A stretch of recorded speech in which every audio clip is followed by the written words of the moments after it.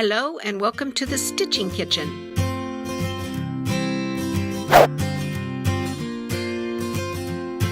Folks, do I have a teaspoon tidbit for you?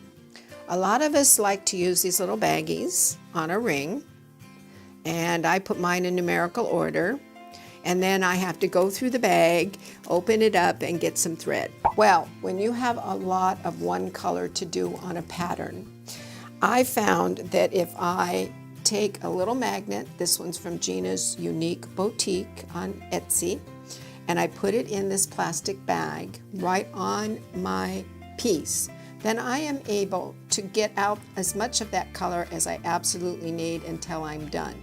This isn't a good thing to do when you're doing 7 colors in a ribbon like this, but if you have a lot of skirt or sky or whatever it is, then try this method and I think it'll work for you.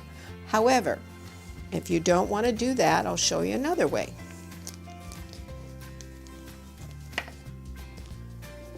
You take your thread, wind it around your fingers like that, and then you're going to twist it into a figure 8. Then you put it on your piece like that, and then I go in here and I go right over the top of that figure 8, and that thread stays right there, and when I need it I take the needle out, take a thread, put it back on. So whatever floats your boat is important, whatever keeps you stitching is important. Also, this fabric is by Under the Sea Fabrics. It's called Chloris, and she just added it to her website. It used to be just a fabric of the month. So look Leslie up and enjoy. Thank you. Oh, remember to share, like, and subscribe so you don't miss an episode. Thank you.